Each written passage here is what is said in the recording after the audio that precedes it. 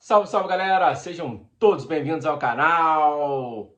Quarta rodada do Brasileirão, estádio do Maracanã. O Flamengo recebeu o Juventude e aplicou a maior goleada do campeonato. 6-0. 3 no primeiro, 3 no segundo. Fecha a conta. O Flamengo, com essa vitória, chega à liderança do campeonato, que já era dele, ao lado do Palmeiras, que também venceu hoje o Internacional fora de casa por 1-0. Ambas as equipes estão na liderança com 10 pontos. É só o início do campeonato, é apenas a quarta rodada. Muita coisa vai passar por debaixo da ponte, né? Muita água passa debaixo dessa ponte, então tem muito campeonato pela frente. Novamente peço desculpa pela qualidade do vídeo, meu ring light queimou e até chegar um novo. Infelizmente, teremos que fazer o vídeo sem iluminação, fica um pouco ruim, mas o áudio tá legal. Bom, falar do jogo, o Flamengo, como já é de costume, já é notório, desde de técnicos ruins até o Filipe Luiz, que está indo bem, fora aquele jogo contra o Setor Córdoba, onde ele se equivocou na escalação inicial. O Flamengo cria muitas chances de gols, perde muitas. Hoje, ocorreu de novo, perdeu muitos gols, mas também fez muitos gols.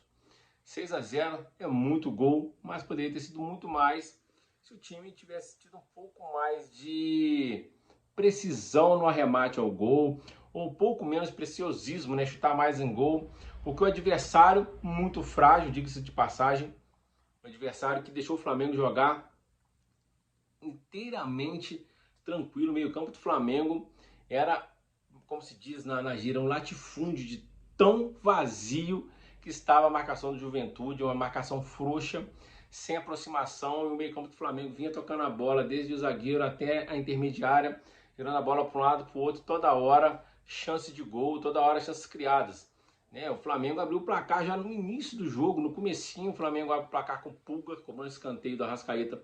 Pulga cabeceia para o fundo da rede, depois uma bela jogada dela à esquerda. O Gerson acaba pelo meio infiltrando a bola para o Prata, que sai cara a cara com o goleiro e dá a cavada, faz 2-0. Depois, pouco tempo depois, vem o terceiro na cobrança de falta, dessa vez pelo lado direito. A Arrascaeta cobra na área, Danilo sobe sozinho, sem marcação, faz 3-0. E o Flamengo ainda perdeu o gol com o Michael debaixo do gol, com o Léo Pereira debaixo do gol. Foi assim uma coisa de maluco. Parecia que o Flamengo estava jogando sem menosprezar a Juventude, óbvio, só fazendo uma análise do jogo de hoje. Talvez no jogo do turno lá em Caxias o Juventude pode vencer o Flamengo. Mas hoje parecia adulto contra criança. Tão fácil era como o Flamengo jogava, ia criando jogadas, parecia que era videogame. Quando você está jogando contra criança, cara, tava muito fácil, marcação muito frouxa. E você deixar jogadores como Gerson, Arrascaeta, Pulgar, trabalhar a bola no meio sem ninguém para atrapalhar, para marcar, para dar uma chegada, poder atrapalhar o cara dominar.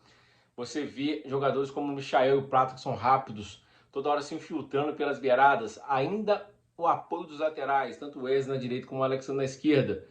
Cara, fica muito fácil. Ainda tem o Léo Ortiz, que não jogou, mas jogou o Danilo e o Léo Pereira, caras que têm a facilidade do passe longo, então ficava muito fácil. O Flamengo toda hora estava batendo, né, ponto dentro da área do Juventude e arremate toda hora. Como eu disse, foi 2 gols pelo alto, 2 gols de cabeça. No segundo tempo, a tônica do jogo foi a mesma. O Filipe Luiz fez algumas alterações para poder descansar alguns jogadores, testar outros, até já pensando já com 3-0 na conta, pensando no jogo de sábado contra o Vasco. Vai ser um jogo complicado, que o Vasco esse ano já perdeu 3 vezes o Flamengo, ou seja, vai vir mordido. Vai ser um jogo pegado, é clássico, e clássico, às vezes o time que está em baixa, o time que está lá, o time inferior, consegue arrancar força, sabe lá de onde, acaba fazendo um jogo duro e vencer, ou até empatar. E o Flamengo no segundo tempo, marca o gol com o Arrascaeta, chega ao quarto gol no Brasileirão, recebe o passe do Michael, domina, corta, faz o gol, com extrema facilidade na entrada da área. Depois o Pedro entra na segunda etapa, e acaba fazendo 2 gols após 7 meses, né, por conta da lesão do ligamento cruzado anterior.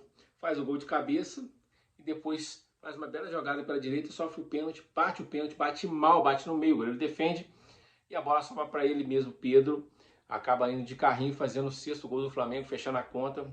E o juiz acabou também nem dando acréscimos, e olha que deveria ter dado acréscimos, porque muitas lesões do jogador no chão, teve muito encontrão, né? O Gilberto ficou mais de 2 minutos no chão. Teve outra jogada que o jogador do Flamengo ficou também no chão por vários minutos, teve várias substituições, o juiz encerrou antes dos 45.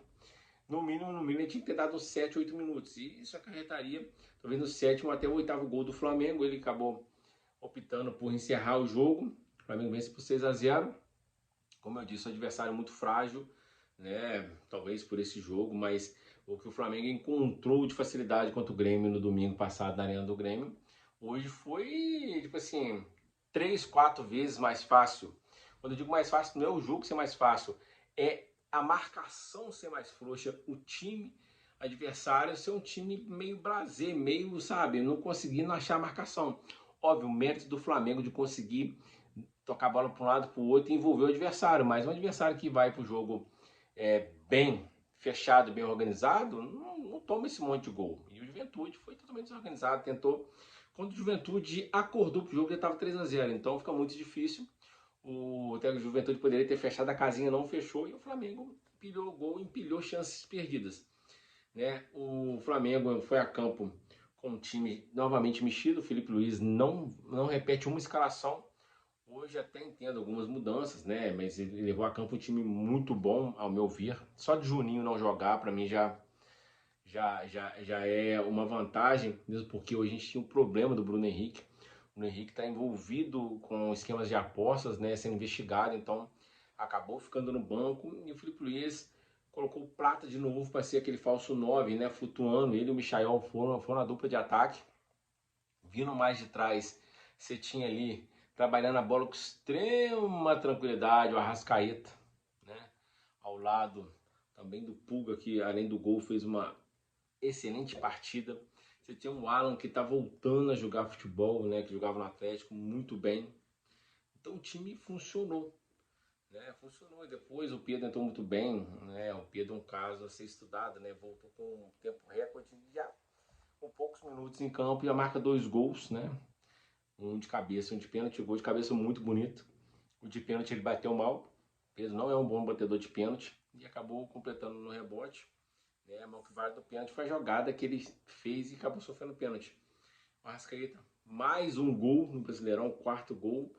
O Flamengo tem bons sinais no Brasileirão. Né? O Wesley continua bem no apoio, mas continua muito mal no cruzamento, não acerta um cruzamento, mas envolve muito o adversário. E o Alexandre deu um cruzamento, um passe, Michel, incrível gol que o Michel perdeu. E o Flamengo vai se acertando agora.